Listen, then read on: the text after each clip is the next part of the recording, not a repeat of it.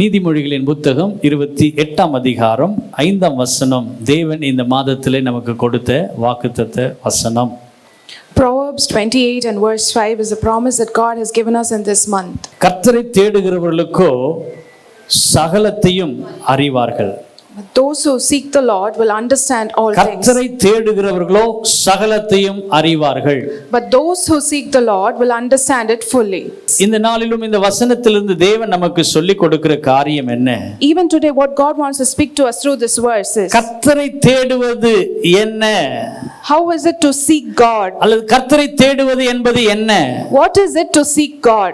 அவருடைய ராஜ்யத்தை தேட வேண்டும். We should seek the kingdom of God. அவருடைய நீதியை தேட வேண்டும். We should seek the righteousness of God. ஒரு கர்த்தருடைய பிள்ளை கர்த்தரை தேடுகிறான் என்று சொன்னால், If a child of God is seeking God, அவருடைய ராஜ்யத்தையும் அவருடைய நீதியும் தேட வேண்டும். he should seek the kingdom of God and his righteousness. மத்தேயு 6ஆம் அதிகாரம் 33ஆம் வசனத்திலே இந்த வார்த்தையை நாம் பார்க்கிறோம். We see this verse in Matthew chapter 6 and verse 33. முதலாவது தேவனுடைய ராஜ்யத்தையும் அவருடைய நீதியும் தேடுங்கள். But first seek the kingdom of God and his righteousness, அப்பொழுது இவைகள் எல்லாம் உங்களுக்கு கூட கொடுக்கப்படும். and all these things will be given to you as well. கடந்த வாரத்திலே ஆண்டு சொன்ன கர்த்தரை தேடுகிறவர்களுக்கு ஒரு நன்மையும் குறைபடாது. The last week God spoke to us, those who seek God will lack nothing. இந்த வாரத்திலே இந்த நாளில் ஆண்டவர் சொல்லுகிறார், But today God is saying, தேவனை தேடுகிறவர்கள் அவருடைய ராஜ்யத்தையும் அவருடைய நீதியும் தேட வேண்டும். those who seek the Lord should seek his kingdom and his righteousness. அவர்களுக்கு கூட கொடுக்கப்படும். It will be given added unto them. ஒவ்வொரு காரியத்திலும் தேவன் நமக்கு மேலானவைகளை கொடுக்க விரும்புகிறார். In everything God wants to give us highly things. இந்த ரெண்டு காரியங்களை புரிந்து கொள்ள கர்த்தர் நமக்கு கிருபை தருவாராக. May God give us grace to understand these two things. அவருடைய ராஜ்யம் எது? What is this kingdom? அவருடைய நீதி என்ன? What is his righteousness? இந்த காலவேளை புரிந்து கொள்ள கர்த்தர் நமக்கு விசேஷித்த கிருபை தருவாராக. May God give us special grace to understand this. பலமுறை இந்த வசனத்தை நாம் வாசித்திருப்போம். We would have read this verse many times. நாம் ஒரு மேலோட்டமா இந்த வசனத்தை வாசிச்சு நாம் கடந்து செல்வோம். We would have just read this verse shallow and went away. முதலாவது தேவனுடைய ராஜ்யத்தையும் நீதியும் தேடுங்கள் என்று சொல்லி மனப்பாடமாய் நாம் சொல்லுவோம். We all know this verse by heart. Seek the kingdom of God and his righteousness. நாம் நினைத்துக் கொள்கிறோம் தேவ ஆலயத்திலே வந்து ஜெபித்து கடந்து போகிறோம், அவ்வளவுதான். We think that we should come to the church and we should praise and go. நாம் முக்கியத்துவம் கொடுக்கிறோம் என்று நாம் அறிந்து கொள்கிறோம்.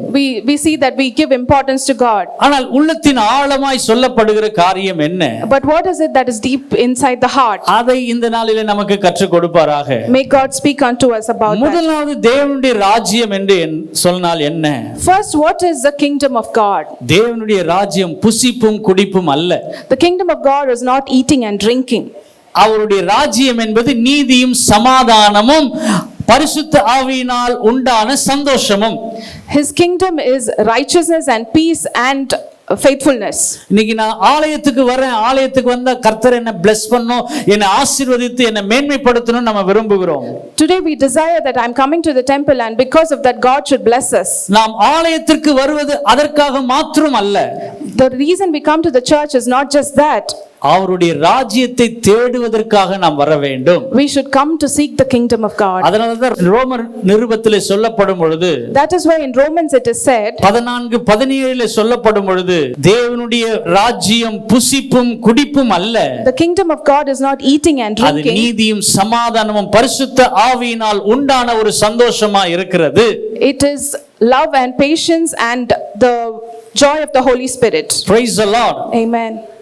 ரெண்டு ராஜ்யம் இருக்கிறது. There are two kingdoms. பரலோக ராஜ்யம் ஒன்று இருக்கிறது. There is a kingdom of heaven. இன்னொன்று தேவனுடைய ராஜ்யம். The other is God's kingdom. இன்னைக்கு ஆண்டவர் நமக்கு சொல்லி கொடுக்கிற தேவனுடைய ராஜ்யம். Today God is teaching us about God's kingdom. பரலோக ராஜ்யம் என்பது எல்லாருக்கும் உரியது. The kingdom of heaven is for everybody. ஆனால் தேவனுடைய ராஜ்யம் என்பது அவருக்கே உரியது. But God's kingdom is only for him. இது நிறைய பேருக்கு நமக்கு தெரியாத ஒன்றா இருக்கிறது. Many of us do not know this. வேதத்திலே 68 முறை தேவனுடைய ராஜ்யத்தை குறித்து சொல்லப்பட்டிருக்கிறது. In the Bible 68 times it is mentioned about God's kingdom. பரலோக ராஜ்யத்தை குறித்து 32 முறை சொல்லப்பட்டிருக்கிறது. About 32 times it is mentioned about the kingdom of heaven. இவை இரண்டும் ஒன்றாக இருந்தாலும், Even if both look similar, பரலோக ராஜ்யம் மனம் திரும்புகிறவர்களுக்கு உண்டு. the kingdom of heaven is for those who repent. யோவான் ஸ்நானகன் அதை தான் பிரசங்கித்தார். John the Baptist preached about this. மனம் திரும்புங்கள், பரலோக ராஜ்யம் சமீபமா இருக்கிறது. Repent, for the kingdom of heaven is near. இயேசு கிறிஸ்து பிரசங்கம் செய்தார், மனம் திரும்புங்கள், பரலோக ராஜ்யம் சமீபமா இருக்கிறது. Jesus also preached, repent, for the kingdom of heaven is near. இதை மத்தேயு 3ஆம் அதிகாரம் 2ஆம் வசனத்திலும் 4ஆம் அதிகாரம் 17ஆம் வசனத்திலும் நீங்கள் குறித்துக் கொள்ளும்படி அன்போடு கேட்கிறேன். This is seen in Matthew chapter 3 and verse 2 and 4 verse 17. இன்று ரட்சிக்கப்படுகிற ஒவ்வொருவருக்கும் பரலோக ராஜ்யம் அவர்களுக்குரியதா இருக்கிறது. Everybody who is saved today, the kingdom of heaven belongs to them. யாரெல்லாம் மனம் திரும்புகிறார்களோ அவர்கள் எல்லாருக்கும் பரலோக ராஜ்யம் உண்டு. Everybody who repents can go into the kingdom of heaven. ஆனால் தேவனுடைய ராஜ்யம் என்ன? But what is God's kingdom? புசிப்பும் குடிப்பும் அல்ல. It is not eating and drinking. நீதியும் சமாதானமும் ஆவியினால் உண்டாகும் சந்தோஷமா இருக்கிறது. It is righteousness and joy and patience and the joy of the Holy Spirit. அப்ப முதலாவது தேவனுடைய ராஜ்யத்தை தேடுகிறது என்றால் என்ன? Then what does it mean to seek the kingdom of God first? இன்னைக்கு கர்த்தருடைய பிள்ளைகள் என்னதமா செய்றாங்க? Today what do the children of God do? என்னத்தை உண்போம், என்னத்தை புசிப்போம், என்னத்தை உடுத்துவோம் என்று கவலை கொண்டு இருக்கிறோம். We often keep worrying about what we will eat and drink and wear. இந்த கூட்டம் முடிந்தவுடன் நம்ம எங்க போறோம்? After this meeting, where should we go? மத்தியான லஞ்சுக்கு என்ன? What should we do about today's lunch? Night லஞ்சுக்கு என்ன? What do we do about என்ன? What do we do about today's dinner? ஒவ்வொரு காரியத்தை நம்ம யோசிக்கிறோம். We think about all these things. நாளைக்கு ஒரு புரோகிராம் இருக்குது. Tomorrow we have another அதற்கு schedule. என்ன உடையை நம்ம தரித்துட்டு போகணும்னு சொல்லி நம்ம யோசிப்போம். We always plan ahead what where should. ஆனால் தேவனுடைய ராஜ்யம் என்பது புசிப்பும் குடிப்பும் உடுத்துவதும் அல்ல. But God's kingdom is not eating and drinking and wearing clothes. அந்த பகுதியிலே ஆண்டவர் தம்முடைய பிள்ளைகளுக்கு சொல்லுகிறார். In this passage God says to his children, நீங்கள் ஒன்றுக்கும் கவலைப்பட வேண்டாம். You should not worry about anything. எல்லாவற்றையும் தேவனிடத்தில் ஒப்புக்கொடுத்து ஜெபம் பண்ணுங்க. Commit everything to God and pray. நாளைய தினத்திற்காக நீங்கள் கவலைப்பட வேண்டிய அவசியம் இல்லை. There is no need for you to worry about tomorrow. அந்த நாளுக்குரிய பாடு அதன் போதும் என்று சொல்லுகிறார். Every day has its own trouble. உணவை பார்க்கிலும் நமக்கு ஜீவன் பெரியதா இருக்கிறது. Isn't not life better, more valuable than life, food? உடையை பார்க்கிலும் கர்த்தர் நம்முடைய சரீரத்தை விசேஷமாய் படைத்திருக்கிறார். God has created our bodies more valuable than the clothes that we wear. நிச்சயம் படைத்தவருக்கு தெரியும் என்ன உணவு கொடுக்கணும்னு சொல்லிட்டு. Definitely the creator knows what food he should give us. நம்முடைய ஜீவனுக்கு என்ன ஆகாரம் கொடுக்கணும்னு அவருக்கு மட்டும் தெரியும். He knows to sustain our life what food should be given to us. நம்மை உண்டாக்கினவருக்கு தெரியும் என்ன உடை கொடுக்க வேண்டும் என்று சொல்லி அவருக்கு தெரியும். The God who created us knows what he should clothe us with. So படைத்தவருக்கு மாத்திரம்தான் தெரியும் தன்னுடைய பிள்ளைகளுக்கு என்ன கொடுக்க வேண்டும் என்பது. So only the creator knows what he should give to his children. அதனால தான் பொல்லாதவர்களாகிய நீங்கள் உங்கள் பிள்ளைகளுக்கு நல்ல ஈவுகளை கொடுக்க அறிந்திருக்கும் பொழுது, That is why Jesus says, when you sinners know what you should give to your children, பிதா பரலோகத்தில் இருக்கிற உங்கள் பிதா தம்மிடத்தில் வேண்டிக் கொள்ளுகிறவர்களுக்கு அதிக நன்மை கொடுப்பது நிச்சயம் அல்லவா என்று சொல்லுகிறார். That is why he says the Father in heaven knows much more what he should give to his children. இந்த பகுதியிலே தேவனுடைய ராஜ்யத்தை குறித்து நமக்கு என்ன சொல்லுகிறார்? In this passage what is said about the kingdom of heaven? அவருடைய நீதி என்னவென்று சொல்லுகிறார்? What is the righteousness of God is revealed? முதலாவது தேவனுடைய ராஜ்யம் என்று சொல்லப்படும் பொழுது, Firstly, when it is said about the kingdom of heaven, இந்த பகுதியிலே மூன்று காரியத்தை ஆண்டவர் வெளிப்படுத்துகிறார். God reveals three things here. முதல் பகுதி The first passage, 6ஆம் அதிகாரம் 1 4 வசனங்கள் வரை நாம் பார்க்கிறோம். chapter 6 verse 1 to 6. நீங்கள் மனுஷர் காண வேண்டும் என்று அவர்களுக்கு முன்பாக உங்கள் தர்மங்களை செய்யும்படி எச்சரிக்கையாயிருங்கள். Be careful not to practice your righteousness in front of others. செய்தால் பரலோகத்தில் இருக்கிற உங்கள் பிதாவினிடத்தில் உங்களுக்கு பலன் இல்லை.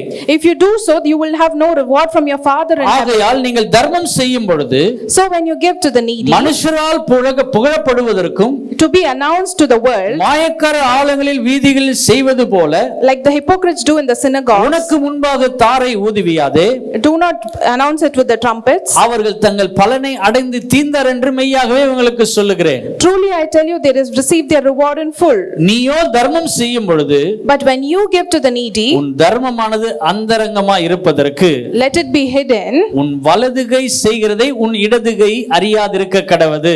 Do not let your left hand know what your right hand is doing. இதுதான் தேவனுடைய ராஜ்யம். This is the kingdom of God and this is the righteousness of God. இன்னைக்கு உதவி செய்வது, Today to help the needy, அங்க என்ன சொல்ல, நீடி என்று ஒரு தேவை தமிழிலே தர்மம் என்று சொல்லப்பட்டிருக்கு. ஆனா real translation In Tamil, it comes in one single word, தேவையுள்ள மனுஷனுக்கு. but in English, it rightly says that to help those who are in need. நம்ம தர்மம் நினைக்கும் போது என்ன பண்ணிடுறோம்? பணம் கொடுத்து அவனுக்கு ஏதோ பணத்தை கொடுத்து அவனை திருப்தி ஆக்கிறோம்னு நினைக்கிறோம். When it comes as a single word as help, we think we just help them with money. ஆனால் நீடி என்று அந்த தமிழினுடைய அர்த்தம் என்னவென்று சொன்னால், but when it means to say needy, ஒரு மனுஷனுக்கு பலவிதமான தேவைகள் உண்டு. a man can have many kinds of needs. நம்மோடு கூட ஆராதிக்கிறவர்களுக்கு பலவிதமான சோதனைகள் பிரச்சனைகள் மத்தியிலே கடந்து போகிறார்கள். The people who worship with us might go through many troublesome and hardship times. நாம் வசிக்கிற அந்த தெருவிலே அந்த குடியிருக்கிற ஃபிளாட்ஸ்ல अनेகர் பலவிதமான தேவைகளோடு இருக்கலாம். The people we live among in the streets and the house societies may have many needs. உங்களோடு வேலை பார்க்கிறவர்கள் பலவிதமான தேவைகளோடு இருக்கலாம். Your co-workers might have many kinds of needs. அவங்களுக்கு தர்மம் என்று சொல்லிட முடியாது. We cannot just say help. அவங்களுக்கு உதவி செய்வதனால நான் தர்மம் செய்றேன்னு சொல்ல முடியாது. Just by helping them doesn't fit this verse. தேவனுடைய ராஜ்யம் என்பது, the kingdom of God is, யார் ஒருவர் கைவிடப்பட்ட சூழ்நிலையில் இருக்கிறார்களோ, the one who is forsaken, யார் ஒருவர் எந்த காரியத்திலும் தூக்கிவிட முடியாத ஒரு நிலையில் இருக்கிறார்களோ, the one who is desolate with nobody to lift them, அப்படிப்பட்டவர்களுக்கு போய் உதவி செய்வது, அவர்களுக்கு நேர்த்தியான நேரத்திலே அவர்களை தூக்கி விடுவதுதான் தேவனுடைய ராஜ்யம். to help them and to lift them up in their time of need is the kingdom of God. ஏனென்று சொன்னால் இயேசு கிறிஸ்து தேவனுடைய ராஜ்யத்திலிருந்து அவர் வந்து அதை தான் செய்தார். That is why Jesus came from the kingdom of heaven and did what was the purpose. அவர் நன்மை செய்தவராய் சுற்றித் திரிந்தார். He went around doing good. வாழ்க்கையிலே மனமுடைந்து போயிருக்கிறவர்கள், those who were heartbroken, யாரெல்லாம் பாவத்திலே அமிழ்ந்திருக்கிறார்களோ, those who were immersed in sins, ஒரு கடினமான சூழ்நிலையிலே அவர்கள் சேற்றில் விழுந்திருக்கிறார்களோ, those who were in deep pits of trouble, கைவிடப்பட்ட ஒரு சூழலில் இருப்பவர்களுக்கு, those who were forsaken and desolate, அவர்களுக்கு தகுந்த ஆலோசனைகளை கொடுத்து உதவி செய்து அவர்களை தூக்கி விடுவதுதான் தேவனுடைய ராஜ்யம். to give them the right counsel and to lift them up is the kingdom of God. உதவி செய்வதற்கு யாரும் இல்லை. There is nobody to help them. அப்படிப்பட்ட மனிதர்களுக்கு போய் உதவி செய்வது தேவனுடைய ராஜ்யமா இருக்கிறது. To help those who are desolate is the kingdom of God. ஏன் என்று சொன்னால், because நாமும் ஒரு காலத்திலே நமக்கு உதவி செய்ய ஒருவரும் இல்லாத பொழுது, when we also were in that situation with nobody to தேவனுடைய help, ராஜ்யத்திலிருந்து பிதாவாகிய தேவன் தம்முடைய குமாரனை அனுப்பி, from the kingdom of heaven God the Father sent his son, நம்முடைய தேவைகளை கர்த்தர் பூரணமாய் சந்தித்தார். and he met all our needs. நம்முடைய காரியங்களை எல்லாவற்றையும் வெற்றி சிறக்க பண்ணினார். He gave victory in all our things. இன்னைக்கு கர்த்தருடைய தேவனுடைய ராஜ்யத்தை புரிந்து கொள்ளாமலே நான் தேவனுடைய ராஜ்யத்தின் நீதியின் தேடுறேன் நம்ம சொல்றோம். Today, without even understanding the kingdom of God, we say we are seeking the kingdom and the righteousness. 38 வருஷமா ஒரே இடத்துல இருந்த மனுஷன் சொல்றான், The man who was there for 38 years என்னை said, கொண்டு போய் உதவி செய்வதற்கு ஒருவரும் இல்லை. there is nobody to help me. அது அவனுக்கு தேவைப்பட்ட ஒரு சூழ்நிலை. That was his need. அங்கே குளம் தூதன் வந்து கலக்கப்படுற நேரத்துல அவன் இறங்குனா அவனுக்கு சுகம் கிடைச்சிருக்கும். When the angel comes to stir the pool, he would have got the healing if he had to go down. கொண்டு போய் விடுவதற்கு ஒருவரும் இல்லை. But there was nobody to take him down. இன்னைக்கு நம்முடைய வாழ்க்கையிலே அப்படிப்பட்ட மனிதர்கள் இருக்கும் பொழுது, பாவத்திலே அமிழ்ந்திருக்கிறவர்களை, Today, in such kind of situations when we are there and there are people submerged in sins, அல்லது சேற்றிலே அமிழ்ந்திருக்கிறவர்களை, those who are submerged in dirt, வெளியே வர முடியாமல் சிக்கி தவிக்கிற மனிதர்களை those who are entangled in difficult situations, தூக்கி விடுவதற்கும் உதவி செய்வதற்காக தான் கர்த்தருடைய ராஜ்யத்தை தேட வேண்டும் என்று ஆண்டவர் நமக்கு சொல்லுகிறார். that is why to lift them up and to help them is what is the kingdom of God. இயேசு கிறிஸ்து தேவாலயத்துக்குள் பிரவேசித்த பொழுது, When Jesus entered the synagogue, அங்கே சூம்பின கையுடைய ஒரு மனுஷன் இருந்தான். there was a man with a crippled hand. அவனுடைய கைகளினால் எந்த வேலைகளும் செய்ய முடியாமல் இருந்தது. He could not do any work with his hand. ஆனால் அப்படிப்பட்ட நிலையிலும் தேவனுடைய ஆலயத்திற்கு ஒரு மனுஷன் வந்திருக்கிறான் என்பதை இயேசு கிறிஸ்து பார்த்து, But even in that situation, a man had come to the temple which Jesus saw. ஆண்டவர் அவனுக்கு தேவனுடைய ராஜ்யத்தை குறித்து வெளிப்படுத்த விரும்புகிறார். God wanted to reveal the kingdom of God to him. மத்தேயு 12ஆம் அதிகாரம் 10, 11, 12, 13 வசனங்களை வாசித்தால் தெரியும். தேவனுடைய ராஜ்யத்தை அவர் வெளிப்படுத்த விரும்பினார். Jesus desired to reveal the kingdom of God here. உங்களில் ஒரு மிருக ஜீவன் ஒரு ஆட்டுக்குட்டியோ அல்லது ஏதோ ஒரு கன்றுக்குட்டியை குழியில் விழுந்தால் நீங்கள் தூக்கி விடாமல் இருப்பீர்களா? If any sheep or animal falls into a pit, will you not lift it up? தேவனுடைய ராஜ்யம் அதுதான். That is the kingdom of God. ஒரு மனுஷன் கீழே விழுந்திருக்கிறானா அவனை தூக்கி நிறுத்துவதற்காக தான் கர்த்தர் நம்மை தெரிந்து வைத்திருக்கிறார். If a man has fallen down, to lift that man and to make him stand firm is why God has kept us. ஒரு மனுஷனை ரட்சிப்புக்குள் வழி நடத்துவதற்காக தான் கர்த்தர் நம்மை ரட்சித்திருக்கிறார். God has saved us, so we should lead other people to repentance. எத்தனையோ ஜனங்கள் பாவத்திலே அமிழ்ந்திருக்கிறார்கள். அவர்களை விடுதலையாக்கி உதவி செய்வதற்காக தான் கர்த்தர் நம்முடைய பாவங்களை மன்னித்திருக்கிறார். Many people are submerged in sins, and to lead them to salvation is why God has saved us. இதை நாம் அறிந்திருப்போம் என்று சொன்னால் ஒவ்வொரு ஜெபங்களிலும் வந்து தேசத்துக்காக பட்டணத்துக்காக அழிந்து போகிற ஆத்துமாவுக்காக நாம் ஜெபித்திருப்போம். If we understand this, we would truly come for every prayer and pray for every sinner in the town and the nation and the world. ஆண்டவரே, பாவத்தில் இருக்கிற நபரை தூக்கி விடுவதுதான் தேவனுடைய ராஜ்யமாய் இருக்கிறது. To lift the one who is in sin is the kingdom of God. அதே நேரத்தில் அந்த நபரை நம்ம தூக்கி விட்டுட்டு ஒருபொழுதும் நம்மை மேன்மைப்படுத்திக் கொள்ளக்கூடாது. At the same time, just to help them needy and not to exalt ourselves is important. நம்ம எத்தனை பேருக்கு உதவி செய்திருந்தாலும் சரி, No matter how many people we have எத்தனை helped, பேருக்கு நம்ம கவுன்சிலிங் கொடுத்திருந்தாலும் சரி, to how many people we have given எத்தனை counseling, பேரை ரட்சிப்புக்குள்ள வழி நடத்திருந்தாலும் சரி, how many people we have led to நமக்கு salvation, கிரெடிட் அல்ல. it is not to our credit. அதனால தான் ஆண்டவர் சொல்றாரு, நீயோ தர்மம் செய்யும் பொழுது மற்றவர்கள் பார்க்கும் வண்ணமாய் செய்யக்கூடாது. That is why when God says, when you help the needy, let it be in secret. தேவனுடைய ராஜ்யத்தை செய்வதென்று சொன்னால் To do the kingdom of God, உன் தர்மமானது அந்தரங்கமாய் இருப்பதாக. your help should be in secret. வலது கை செய்கிறது இடது கைக்கு தெரியக்கூடாது. What your left hand does, your right hand should not இன்னைக்கு know. பொருளாதாரத்தினாலே நாம் மற்ற தர்மங்களை செய்கிறோம். Today we help people with financial help. அதோட கூட நாம் மற்றவர்களை ஆழத்திலே குழியில் இருக்கிறவர்களை தூக்கி விடுவதுதான் தேவனுடைய ராஜ்யம். Along with that, to help and to lift those who are in the pit is the kingdom of இந்த God. தேவனுடைய ராஜ்யத்தை தேடுவதற்கு எனக்கு அதிக வாஞ்சையா இருக்க என்னை ஒப்புக் கொடுக்கிறேன். I commit myself to seek the kingdom of God more. இரண்டாவது, தேவனுடைய ராஜ்யத்தை குறித்து அந்த பகுதியிலே சொல்லும் பொழுது, Secondly, when the kingdom of God is said here, தேவனுடைய ராஜ்யத்தை தேடுகிறவர்கள் மாயக்காரரை போல ஜெபிக்க மாட்டார்கள். those who seek the kingdom of God will not pray like the hypocrites. அஞ்ஞானிகளை போல வீண் வார்த்தைகளை அலப்ப மாட்டார்கள். They will not use vain words. மாயக்காரரை போல ஜெபிக்காமலும், They will not pray like the hypocrites or the Pharisees. அஞ்ஞானிகளை போல வீண் வார்த்தைகளை அலப்பாமலும், They will just not use vain words. தங்களை பரிசுத்தவான்களை போல மேன்மையான காரியங்களை சொல்லிக் கொள்ளாமல், Just like praising themselves by using wise words. ஆண்டவரே, நாங்கள் ஜெபிக்கிற ஜெபமானது பிதாவுக்கு மாத்திரம் தெரியணும்.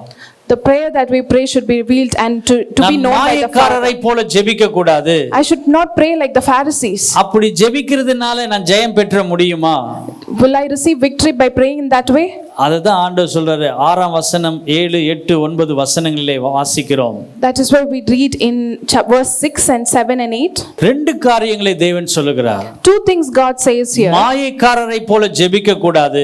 Do not pray like the pagans. அஞ்ஞானிகளை போல வீண் வார்த்தைகளை அலப்பாதீர்கள். And do not use babbling words. இன்னைக்கு நம்ம என்ன பண்றோம்? அடுக்கு மொழிகளாய் பேசி ஜெபிக்கிறோம்.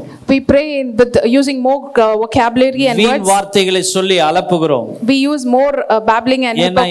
தேவன் என் ஜெபத்தை கேட்கணும்ன்றதுக்காக.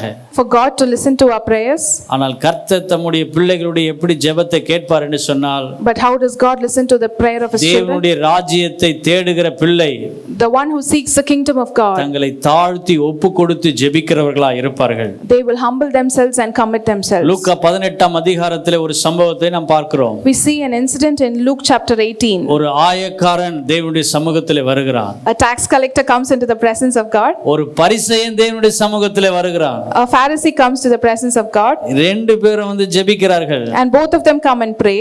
அப்படி ஜெபிக்கும் பொழுது And when they pray, யாருடைய ஜெபம் உன்னதமான ஜெபமா இருந்தது? whose prayer will be regarded with high? ஆனா ஆயக்காரன் ஜெபித்த ஜெபமும் சரி, பரிசேயனுடைய ஜெபமும் ஆண்டவருக்கு ஏற்றதா தான் இருந்தது. Both the prayers of the Pharisee and the tax collector were right in sight of God. பரிசேயன் ஜெபித்த ஜெபத்துல எந்த குறைவும் இல்லை. There was no disregard in the prayer of the Pharisee. ஏன்னா அவன் பரிசுத்தமா வாழ்ந்து உண்மையா இருந்து ஜெபித்த ஒரு ஜெபத்தை செய்றாரு. Because he lives a holy life and he prays. ஆனால் அஞ்ஞானிகளைப் போலவும் அல்லது மாயக்காரரைப் போல ஜெபிக்க கூடாது என்பதற்கு உதாரணமாக தேவன் சொல்லுகிறார். But to show an example of not praying like a hypocrite or a pagan, அந்த பரிசேயன் இப்படியே ஜெபிக்கிறான். the Pharisee prays like this. நான் பரிகாரன் அல்ல, நான் அநியாயக்காரனும் அல்ல, விபச்சாரக்காரனும் அல்ல, மற்ற மனுஷனைப் போல இந்த ஆயக்காரனைப் போலவும் இல்லாதபடி என்னை காத்து கொண்டிரே, உமக்கு ஸ்தோத்திரம் என்று சொல்லி ஜெபிக்கிறான். He prays, Lord, I thank you because I'm not like the other people or the robbers or the evildoers or the adulterers or even like this tax collector. இன்னைக்கு நம்ம ஜெபம் மற்றவங்களை குறை சொல்லி இவங்கள போல நான் இல்ல, நான் அப்படின்னு சொல்லி ஜெபிக்க கூடாது. Today we should not pray a prayer like, thank God I'm not like them. வாரத்துல 2 முறை நான் உபவாசிக்கிறேன், 2 times in a week I fast. என் சம்பாதியத்தெல்லாம் ஆண்டவரே நான் உமக்கு கொடுக்கிறேன். I give my salary also to you, Lord. இப்படி எல்லாம் ஒரு ஜெபிக்கிற ஒரு ஜெபம் மாயக்காரர்களை போல அஞ்ஞானிகளை போல ஒரு ஜெபமா இருக்கிறது. This prayer is like the prayer of a hypocrite or a pagan. தேவனுடைய ராஜ்யத்தை தேடுகிறவருடைய பிள்ளைகளுடைய ஜெபம் எப்படி இருக்கும் என்று சொன்னால், the prayer of the children of God who seek the kingdom of God will be, பாவியாகி என்மேல் கிருபையாயிரும், be merciful and gracious upon me a sinner. ஆண்டவரே பாவியாகி என்மேல் கிருபையாயிரும் என்று சொல்லி யார் ஒருவர் ஜெபிக்கிறார்களோ, the one who prays that the mercy of God may come upon a sinner, அந்தரங்கத்தில் பார்க்கிற பிதா வெளியரங்கமாய் உனக்கு பதில் கொடுப்பார். the Father who sees in secret will reward them openly. ஏனால் தேவனுடைய ராஜ்யத்திலிருந்து உங்களுக்கு பதில் வரும். Because there will be an answer from the kingdom of God. உங்களுடைய ஜெபம் தேவனுக்கு மாத்திரம் தெரியப்படுத்தினால் போதும். It is enough that you reveal your prayers unto the God. ஆராதனை சில நேரங்களில் நாம் ஜெபிக்கும் பொழுது சத்தம் வராது. Sometimes when we pray during the praise and worship, it is not known. நல்ல சத்தம் போட்டு ஆராதிங்கன்னு சொல்லுவோம். We will say pray loudly and praise God. ஆனா ஜெபிக்கும் பொழுது சில நேரத்துல மற்றவர்களுக்கு தெரிகிற போல ஜெபிக்கிறோம். But sometimes when we pray loudly also. சில பேருடைய ஜெபம் அமைதலா இருக்கும். Some people's prayers are very quiet. ஆனால் மாயக்காரனுடைய ஜெபத்தை போல நாம் இருக்க கூடாது என்று சொல்லி ஆண்டவர் உணர்த்துகிறார். But God says that our prayers should not be like that of the hypocrites. அன்று மோசே தன்னுடைய ஜனங்களுக்காக தேவனுடைய சமூகத்தில் ஜெபித்த பொழுது ஜனங்களுக்கு தெரியவில்லை. But when Moses prayed that day for his people did not know. ஆண்டவரே என்னுடைய பெயராவது உம்முடைய புத்தகத்திலிருந்து கிறுக்கி போடும் ஆண்டவரே. Lord, even remove my name from your book, Lord. இந்த ஜனங்களுடைய பாவத்தை மன்னியும் என்று சொல்லி தேவனுடைய சமூகத்திலே ஜனங்களுக்காக மன்றாடுகிறதை நாம் பார்க்க முடியும். We see that Moses was pleading for these people in the presence of God. அது தேவனுடைய ராஜ்யத்தை தேடக்கூடியதா இருந்தது. That was seeking the kingdom of God. ஆண்டவராகிய இயேசு கிறிஸ்து கெத்செமனே தோட்டத்திலே ஜெபித்த பொழுது, when Jesus Christ prayed in the garden of Gethsemane, பிதாவே உமக்கு சித்தமானால் இந்த பாத்திரம் என்னை விட்டு நீங்கும்படி எனக்கு கிருபை செய்யும் என்று சொல்லி ஜெபிக்கிறார். he prays, Lord, if it is your will, may this cup be removed from me. அந்த ஜெபம் பிதாவுக்கு ரகசியமான ஜெபமா இருந்தது. This was a prayer in secret to the Father. சில நேரங்களில் நாம் கூடி ஜெபிக்கும் பொழுது, sometimes when we gather and pray, சத்தத்தை உயர்த்தி ஜெபிக்கிறோம். we pray with a loud voice. ஆனால் அதே நேரத்திலே but at the same time, என்னுடைய ஜெபம் அந்த ஆயக்காரனுடைய ஜெபத்தை போல இருக்க, my prayer should be like that of the tax collector. எனக்கு கிருபை தாரும் ஆண்டவரே, give me grace, Lord. பாவியாகிய என்மேல் கிருபையாயிரும் என்று சொல்லி ஜெபிக்க வேண்டும். we should pray that God would be merciful upon a sinner like மூன்றாவது us. அந்த இடத்திலே தேவனுடைய ராஜ்யத்தை குறித்து ஆண்டவர் சொல்லி கொடுக்கிறார். thirdly, what God says in this about the kingdom of God. உபவாசிக்கும் பொழுது you, when you fast, மற்றவர்களுக்கு தெரியப்படுத்த கூடாது. you should not let other people know. உன் முகம் வாடலாய் காணப்படக்கூடாது. your face should not be sad. உன்னுடைய உபவாசம் கர்த்தருக்கு மாத்திரம் தான் தெரியணும். your fasting should be known only unto God. ஏன் ஆண்டவர் உபவாசத்தை குறித்து சொல்றாரு? why does God emphasize on fasting? நம்முடைய உடலையும் நம்முடைய சரீரத்தையும் ஒடுக்கும் பொழுது, when we make our body and our spirit நம்முடைய சரீரத்தை அடக்கும் பொழுது, when we submit our desires and our body and our spirit. உபவாசிக்கும் பொழுது When we fast, நம்முடைய சிந்தனைகள் நம்முடைய எண்ணங்களை கர்த்தர் ஒருமுகப்படுத்துகிறார். God is able to concentrate our thoughts. நாம் தேவனோடு உறவாட தேவனோடு ஐக்கியப்படுகிற ஒரு சந்தர்ப்பத்தை நேரத்தை தேவன் நமக்கு கொடுக்கிறார். God makes us have a communion with him and his spirit. என்று சொன்னால் தேவ ராஜ்யம் புசிப்பும் குடிப்பும் அல்ல. Because the kingdom of God is not eating and drinking. கவலைப்பட்டு வேதனைப்பட்டு கஷ்டப்பட்டு செல்ல வேண்டிய நேரம் அல்ல. It is not a time for being worried or with troubles. தேவனுடைய ராஜ்யம் என்பது தேவனுடைய சமூகத்திலே நம்முடைய காரியங்களை ஒருமுகப்படுத்துவதுதான். It is to bring together to one thought our thoughts in the time of God. அதுக்காக தான் உபவாசம் என்பது ரகசியமா இருக்கணும்னு ஆண்டவர் சொல்றாரு. That is why God says that fasting should be in secret. நீயோ உபவாசிக்கும் பொழுது When you pray, முகவாடலா இருக்க கூடாது. do not be sad. Let your face, மனுஷர் காணும் பொருட்டாக இருக்க கூடாது. it should not be for people to see. ஆண்டவர் சொல்றார் அப்படிப்பட்டவர்கள் தங்கள் பலனை இந்த பூமியிலே அடைந்து தீர்ந்தார்கள் என்று சொல்லி வாசிக்கிறோம். We read that they will receive their reward in this earth itself. உன்னுடைய உபவாசமானது When you're fasting, do மனுஷர் காணப்படாமல் it should not be for people to see. அந்தரங்கத்திலே பார்க்கிற உன் பிதாவுக்கு மாத்திரம் வெளிப்பட வேண்டும். It should be seen only for the Father in heaven. அப்பொழுது வெளியரங்கமாய் கர்த்தர் உனக்கு பதில் கொடுப்பார். Then God will answer you openly. இது எல்லாம் தேவனுடைய ராஜ்யத்திற்குரியதா இருக்கிறது. All these things are for the kingdom of God. ஆண்டவரே நான் உம்முடைய சமூகத்திலே ஜெபிக்க என்னை அர்ப்பணிக்கிறேன். Lord, I commit myself to pray in your presence. ஆண்டவரே உம்முடைய பிள்ளைகளுக்காக உதவி செய்ய என்னை ஒப்புக்கொடுக்கிறேன். I commit myself to help your people in நான் need. உபவாசித்து என்னை ஒடுக்க என்னை அர்ப்பணிக்கிறேன். I commit myself to submit myself by இது எல்லாம் fasting. தேவனுடைய ராஜ்யத்திற்குரியதா இருக்கிறது. All these are the kingdom of God. இதை செய்ய முடியுமா? Can we do this? ஆண்டவருடைய வசனத்தை கேட்கிறவர்கள் மாத்திரம்தான் இந்த மூன்றையும் செய்ய முடியும். Only those who listen to the word of God can do all these three things. Mark எழுதின சுவிசேஷம் 4ஆம் அதிகாரம் 23ஆம் வசனத்திலே நான் வாசிக்கும் பொழுது When we read in Mark chapter 4 நாம் verse 23, வசனத்தை கேட்டு we should listen to the word of God. நம்ம என்ன பண்ணோம்? ஆழமாய் நம்முடைய காரியங்கள் பதிய வேண்டும். It should be registered deeply in our hearts. கேட்கிறதற்கு ஒருவன் காதுள்ளவனா இருந்தால் If one who has an ear to hear, அவன் கேட்க கடவன் என்று சொல்லப்பட்டிருக்கிறது. it is said, let him hear. வசனத்தை கேட்கிறவர்களுக்கு, For those who listen to the word, அந்த வார்த்தையை கேட்கிறவர்களுக்கு மாத்திரம் தான் உபவாசிக்க முடியும். only those who listen to the word can fast. அந்த வசனத்தை கேட்கிறவர்கள் மாத்திரம் தான் ஜெபிக்க முடியும். Only those who listen to the word can pray. அந்த வசனத்தை வாசித்து கேட்டு அதன்படி நடக்கிற ஒப்பு கொடுக்கிறவர்கள் மாத்திரம் தான் தர்மம் செய்ய முடியும். Only those who hear the word and submit themselves can help others. அவர்கள் தான் தேவனுடைய ராஜ்யத்திற்கு ஏற்றவர்களாக இருக்க முடியும். Only those people will be the right people for the kingdom of mark எழுதின God. சுவிசேஷம் 4ஆம் அதிகாரம் 30ஆம் வசனம் என்ன சொல்லுகிறது? Mark chapter 4 and verse 30 says, தேவனுடைய ராஜ்யத்திற்கு எதற்கு ஒப்பிடுவோம்? what எதை சொல்லி நாம் திஷ்டாங்கம் பண்ண முடியும்? இப்படிப்பட்ட வசனங்களை கேட்டு வார்த்தைகளை கேட்டு கீழ்ப்படிந்து நடக்கும் பொழுதுதான் தேவனுடைய ராஜ்யத்திற்கு ஒப்பிட முடியும். What shall we compare the kingdom of God like? Only when we listen to the word we will be able to understand and obey the word of God. சில நேரங்களில் தேவனுடைய ராஜ்யத்திற்கு நாம் இடரலாய் மாறிவிடக் கூடாது.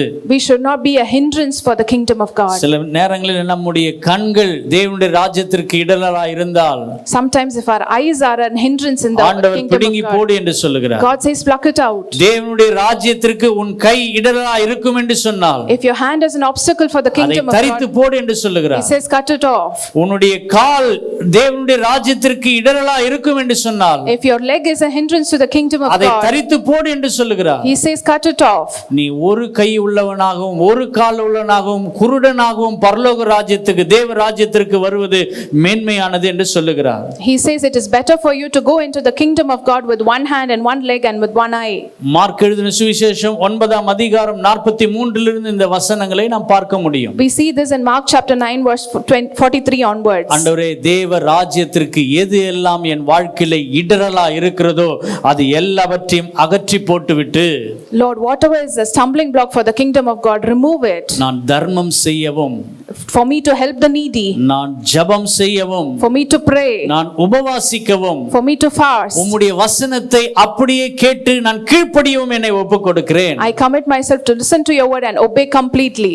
நமக்கு நிறைய காரியங்களை இன்டர்பிரேஷன் சொல்லிட்டே போலாம் தேவனுடைய ராஜ்யத்தை குறித்து. We can give many more interpretations about the kingdom of God. ஆண்டவர் ரகசியமாய் சொல்லி கொடுத்த இந்த தேவனுடைய ராஜ்யம் என்பது இதிலிருந்து புரிய கர்த்தர் நமக்கு கிருபை தந்திருக்கிறார். Today to understand what the kingdom of God is, may God give us grace. Chennai Kottivakkam AG சபையின் ஆராதனை நேரங்கள். ஞாயிறு ஆராதனைகள். முதல் ஆராதனை காலை 7 மணி முதல் 9 மணி வரை. இரண்டாம் ஆராதனை காலை 9:30 முதல் 11:30 வரை. மாலை ஆராதனை மாலை 6 மணி முதல் 7:15 மணி வரை. செவ்வாய்க்கிழமை தோறும் சங்கிலி ஜெபம் காலை 6 மணி முதல் மாலை 6 மணி வரை. சனிக்கிழமைகளில் உபவாச ஜெபம் காலை 11 மணி முதல் பிற்பகல் 12:15 மணி வரையிலும். அன்பானவர்களே, இந்த சபை ஆராதனைகளில் நீங்கள் பங்கு பெறுங்கள். தேவ ஆசீர்வாதங்களை பெற்று மகிழுங்கள். மேலும் விவரங்களுக்கு கொட்டிவாக்கம் ஏஜி சபை எண் 2/18 காமராஜர் சாலை, கொட்டிவாக்கம், சென்னை 41